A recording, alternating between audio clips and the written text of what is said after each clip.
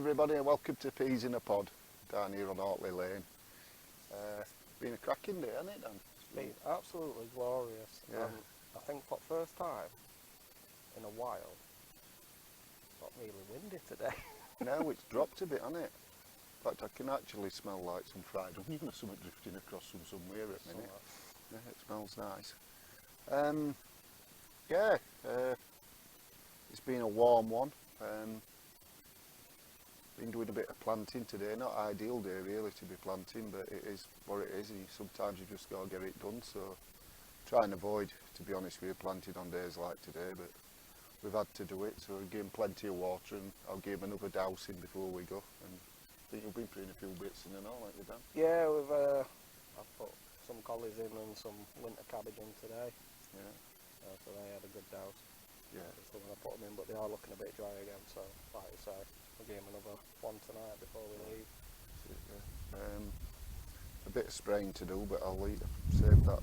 Hopefully get down before the sun's up tomorrow, or tomorrow tea time or something like that.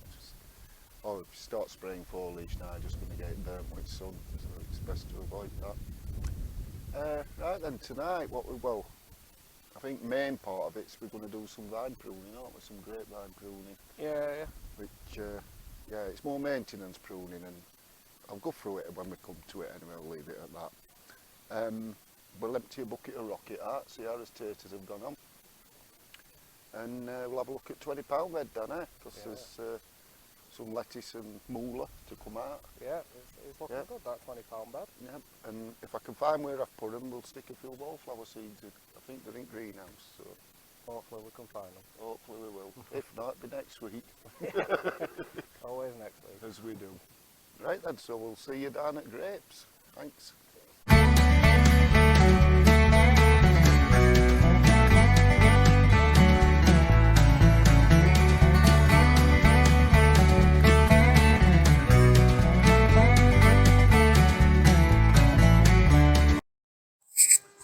Right, so we're going to have a look at pruning these grapevines we've got here then. This is dessert grape, it's Bosscoop Glory. There's 3 plants in here and they're all the same varieties. The main time for pruning a grapevine, for getting your framework, would be in the winter months or coming into spring. What we're doing now is maintenance pruning. So basically the reason why I'm doing it and the aim to do it is to get as much air through these plants as possible, to expose the actual bunches of grapes that are forming so they're getting more sun, they're not being shaded by the foliage. What we're doing that for is to cut down on any sort of fungus or mildew problem, because this isn't a one-time thing you do in the summer. Because of the vigour of grapevines, I think I did this about 4 weeks ago, so it's nearly a monthly thing depending on the weather. Obviously if it's a really dry spell like we're getting now, the growth should slow down a little bit. So right, so we're filming this on phone now so we can get really close up and show you what I'm doing. So I'll start from the very end here, and what we've got is all this growth here is this year's wood, so it's this year's growth. What I want to do is I want to take that back. If you look there, I've got a bunch there what's forming. So I'm going down to one set of leaves, just above that growth node there, so that can go. I've got my bucket there to chuck them in. Same there. So basically any growth what hasn't got grapes on, or is not, hasn't got some fruit on, we can cut back. Again, if you get things like that, which you like small bunches of grapes, take them off, because you need to be balancing the amount of foliage with the amount of fruit. What I mean by that is if you leave too many bunches on, you'll never end up with a decent bunch of grapes. You'll just end up with loads of small grapes. So yeah, but pretty much same as with tomatoes or anything then. Yeah, very similar, yeah. I mean, what you're doing with these is anybody who's like used to pruning, such as these apple trees just near them. Yeah. Basically, these are being grown exactly the same as them. It's just a pretty lot more growth on. So what I'm looking to do when I cut back this growth, this one's a good extension growth there. That's the main frame, yeah? Yeah. That's this year's growth. Now if I go to there, that should form a spur for grapes next season. Right, okay. Yeah, because the fruit on this year's growth. Yeah, so that'll throw up some growth, and then you'll get your grapes on them next year. So it's like spur pruning with your apples. It's very similar. So again, and any of these where they go to a bunch of grapes, or where a bunch of grapes is forming, you prune back to the bunch. You can see there's a bunch there. Yeah. So they come off. One down here. They say there's nothing on that extension growth, so I'm going right back to the first set of leaves. Yeah. And you know, some people say, "Oh, I butchered that." These are one of the things that you can really butcher. You know, you can really take some growth off the vines, just the amount of vigour they have. See, the one on down on mine that I've had now, I mean, it's been planted 2 years. It was an old plant when I got it. Yeah. But it's still not producing any signs of grape. Right, when have you been pruning it? I haven't. You haven't? Right, well you need to start pruning it then, because you need this fresh growth, you see. Yeah. The mildew, I don't know if you pick it up, can just starting to see some's coming in here, because it hasn't been, you know, cut back. Yeah, Dan, if it hadn't been, what I'd be looking at with that then, I'd get a good dressing of lime this winter, and I'd get a good feed of potash when it starts growing in spring again. Yeah. Do your pruning in winter, or we can do winter. Yeah. We've got to do winter pruning, so we can come down and do it on that one. Yeah. And yeah, we'll get some grapes on that next year. We'll get that sorted out for you. As you can see, you know, I'm not messing, we're not just clipping ends off. Yeah, there's some growth coming off. And again, any bunches like that, you know, take them off. Yeah. So if you compare, see that's a good healthy bunch, so you can see what's the point in keeping that on. No. You're not going to get out from it, and it's just going to be detrimental to your good bunches.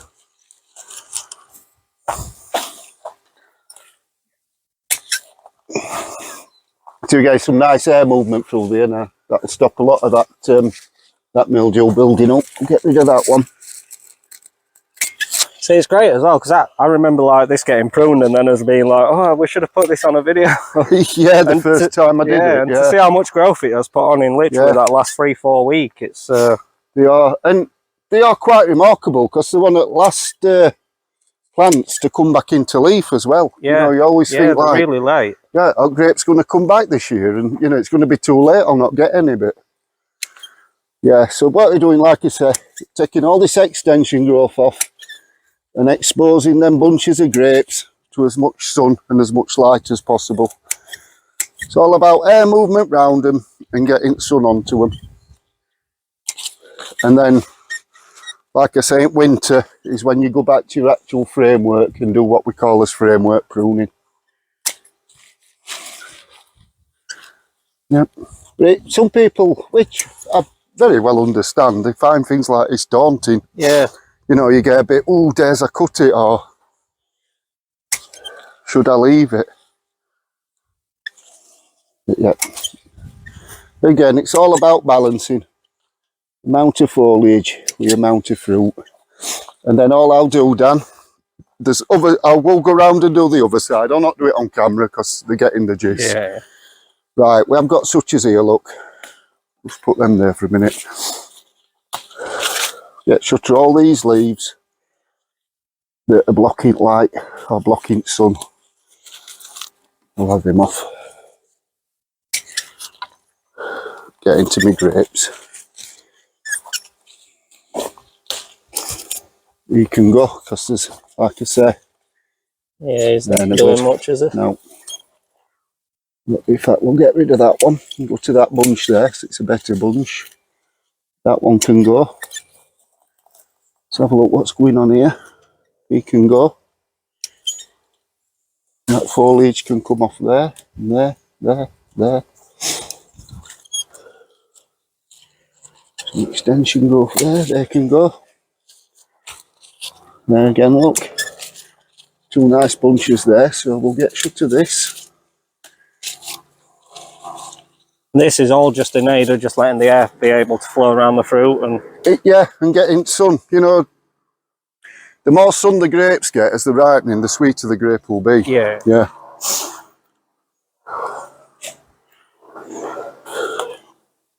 That's got a bit of damage. I'm not happy with that one, so he's going off.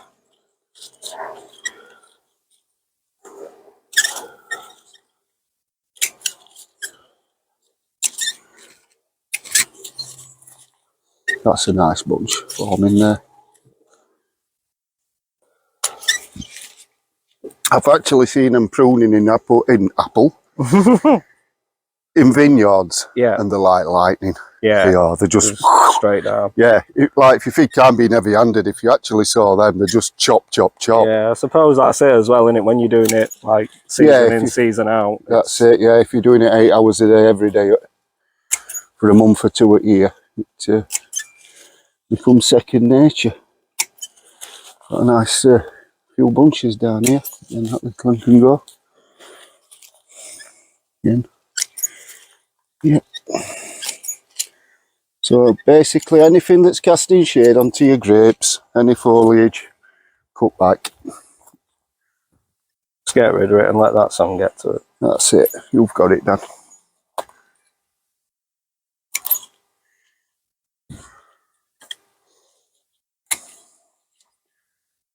Feed wise, shouldn't really need to. You know, they're not like say a crop of tomatoes. When you start getting your trusses setting or your tomatoes setting, you start giving them some potash feed to help them along. These, it should all be in your soil. If they're putting this much growth on, yeah, they're going away quite happily. So that's it then. As you can see now, I don't know if you'd be able to do a before and after on this for you. Yeah, we should be able to. Yeah, but you can see now these are a lot more. Yeah, it's like that's coming off as well.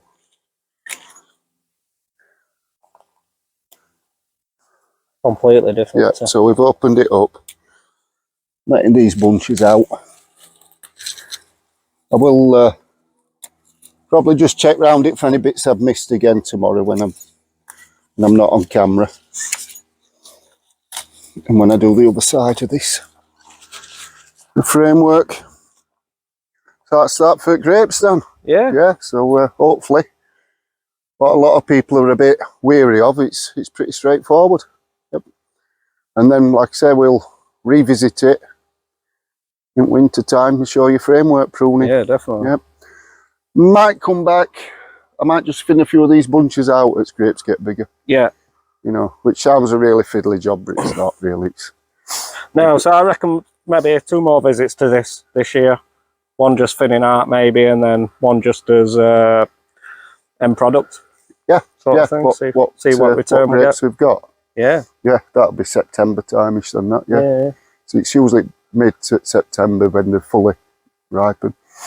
Right, so to do a taster reveal. Yeah, let's go and do a tater reveal. Let's go and grab a bucket of rocket.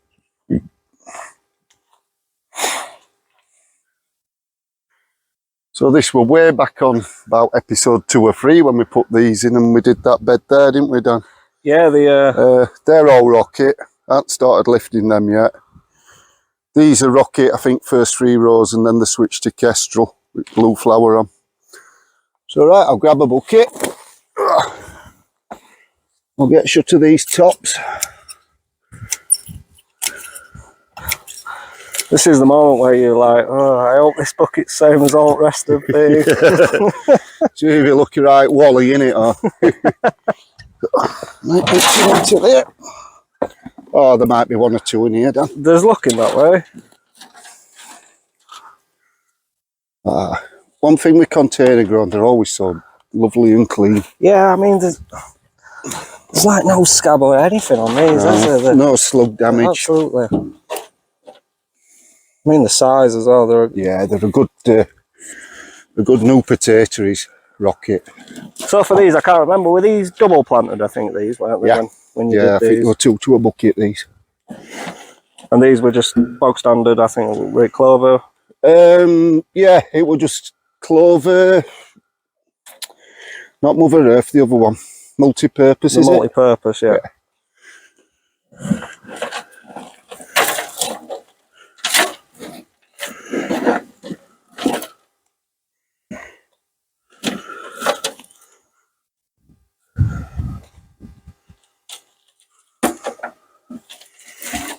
Yeah, that's one seed potato there. And I've seen the other ones there. Yeah.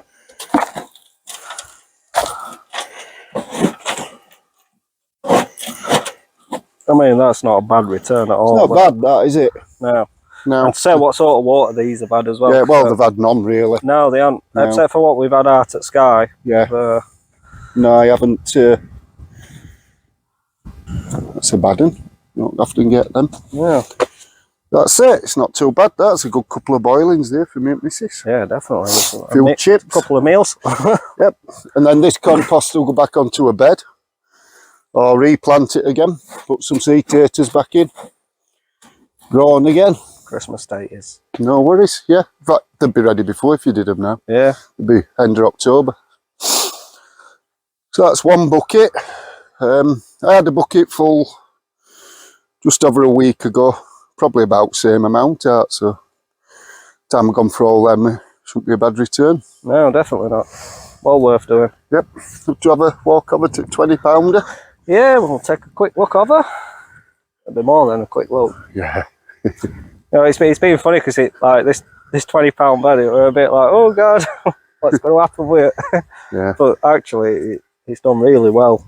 Yeah. The thing with it as well, it's been nowhere near £20, has it? No, there's still a lot of change left. But, and these radish, these are the Muller, aren't they? These at Muller, yeah. I have had some of these already as well. Alright. Size of them, mate. Again, no water. Growing in soil. Get your soil right. You don't have to worry about your watering. There's not a lot of flea beetle damage on these as well, which I've seen. Yeah, they've stopped pretty clean. They've just started going to seed, really, running to seed, but yeah, it don't matter, they're for eating. So. That's it. These are like.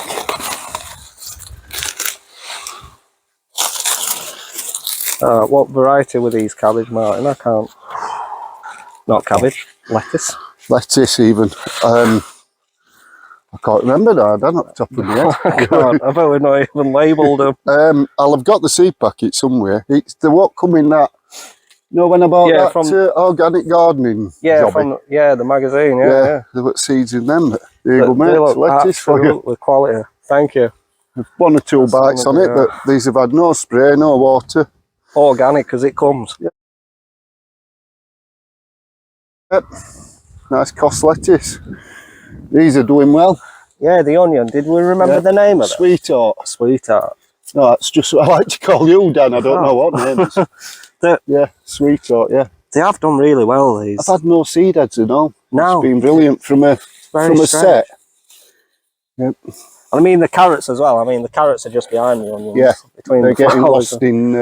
They're lost in the wildflowers. But they've done really well. So there's been no netting. There's no signs of carrot fly on them. No, it just make you wonder if there is something in then growing your carrots next to your onions. Yeah. Because it's supposed to deter carrot fly with scent of it. Yeah. But no, these are smashing, these. They're just starting to bulb up now. We've gone past 21st as well. Yeah, they're looking really well. Yeah, lovely white colour. Might end up showing some of them, Dan, do you know, where they're going. Might do that. I mean, see if we can just get if there's any beets what are about a size. I think I have seen. Right, over near you. Not far off. Yeah. Another couple of weeks. Like I say, it's very clean as well. It's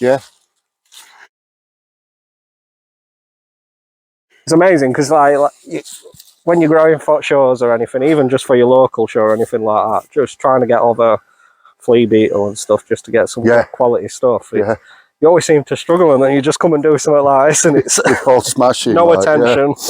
Yeah, just bang them all in close. Get bees something. That's it. I mean, they've all closed up now, but these are lovely during the day at minute, these poppies. Oh, they were a good display this morning. From this side, Dan, you can see more cornflowers what are coming out now. Marigolds. Yeah, they're looking. Couple of quid. Like I said, next year, I'm very tempted to do a strip at end of every bed. Yeah. You know, just to bring bees and what have you in. So yeah, I've been more than happy with this bed. Yeah, it's done great. It's really done great. It's quite surprising, actually. I mean, the cabbage got lost, didn't they? Because yeah, but obviously they got eaten, didn't they? they got ate by the pigeons, not slugs, pigeons. Yeah. I'm going to sow some wallflowers now, Dad, and they're the same family as cabbages. What I'm going to do with these, once I start seeing sides of them germinating, I'm going to net them. Yeah, just get them covered up. If that does. Yeah, so wallflowers, we'll put some of these in then. Persian carpet mix. You don't have to be anything special with bed, with seed drill, because they're not stopping in here. This is just like a nursery bed. When they're germinated and get a couple of leaves on them, I'll be dotting them about to where I want them for spring. I'm just making a drill with my finger. That's it, it's nothing special. That was another thing I was thinking about it this afternoon, actually, Dan, when I'm thinking about doing this. And when you think we waste a lot of time, growing time with allotments. Yeah. It's only like really 3 or 4 months a year. A lot of them have got stuff in. Rest of the time they bare soil. Yeah. So why not? You know, you pay a year's rent, extend your growing seasons. You get your year out of it. Yeah, yeah. I mean, I've just planted some turnips, spring onions. Tomorrow I'm going to put some cabbages in, some carrots into that. I'm taking my Amelia leeks out because they haven't done nothing, which is down to me. It's not the leek's fault. But don't waste your space. Get some stuff in. Yeah. That's it. Yeah, honestly, guys, there's more to allotment than that than, you know, just growing your tomatoes during summer. You can really... See, this is it. I mean, like last year, obviously, when I was growing, I was having cabbage in summer and collies in summer. And this year, I've like said, I don't want all that. Yeah. So I've concentrated for more back end of the year coming into springtime. Yeah. Well, that's it, isn't it? Yeah. You know, it can... And like I mentioned on a previous video, always keep an eye on your varieties. And if it says early, that means you can sow it late as well. Yeah. And it sounds a contradiction, but it's because it's a shorter growth time of growing, you know, it's a shorter span of time. Like them early Nance carrots or some, you know, the 6 to 8 weeks. So you can still get them in now and get a crop. Still get a crop off. And if you're emptying your greenhouses now and you're growing into soil or whatever, get some collies and that in there. You know, they'll do well enough. You give them some water. That's a good pinch of seed, Dan. Just going down that drill. I've made it a little bit deep, I think, but not to worry.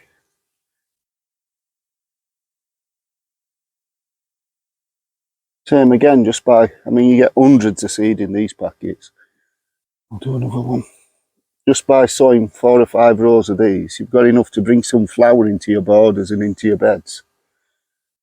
In the spring, you'll have absolutely hundreds. One note of caution with wallflowers though, because they are the same family as cabbages, they are in the brassica family. They can transfer, or if you do suffer with it, with clubroot. Yeah. In that case, it don't mean you don't have to grow them, but what I would do then if I had every clubroot on here, I'd do them in modules and seed trays, start them off till they get a decent size, and then plant them out, like we do with cabbages and there's collies and broccolis and stuff. Oh, yeah. Always just get... I help. Yeah. Always just consolidate it, as I keep saying. Make sure that your seed's in contact with your soil. I haven't got a marker at the minute. I know where there is one, I think. I did put one down. It's a quick run. It don't matter. Yep, it's here.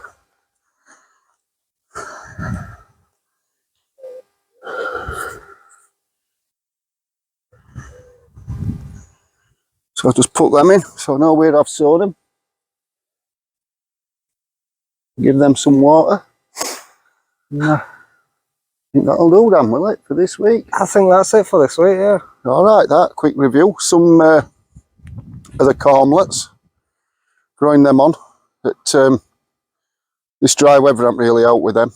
But I've given them some nitrogen and some water, so we'll see if we get to save a few of them perhaps. Yeah, these glads are starting to come out this morning. Yeah, I just staked them this morning, yeah. These were just left in from last year, these, weren't they? Yeah. Looking really well. Yeah, I think there's a few reds and mainly orange, I do believe. Yeah. It's looking great. I mean, the paths are coming on now as well, which... Yeah, this grass seed's gone down now, hasn't it? Look completely different next year when it's all done. It's just that Same as everybody else at minute, I suppose. We could do with a drop of rain, couldn't we? Yeah, it's really dry. Yeah, and night time's rain a big rate. So yeah. Right, then we'll catch them next week, won't we, Dan? That's it for us this week. Thank you. See you later.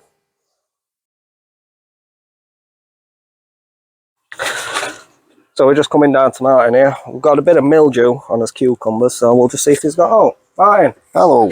Any home remedies for mildew on cucumbers? On it, Dan, on it. Right, so you want some whole milk, blue top.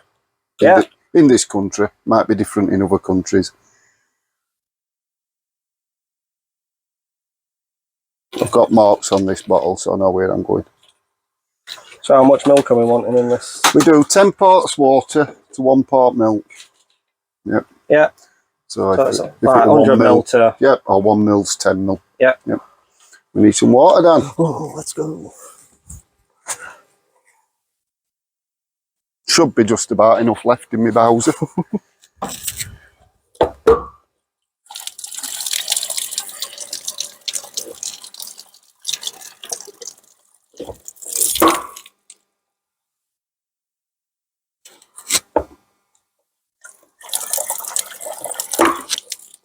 Good as.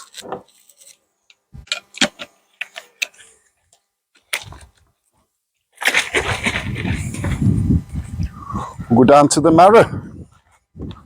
So it'll work on marrows as well as yeah, cucumbers. Anything in cubic family. So we've got marrows, pumpkins, courgettes, cucumbers, squashes.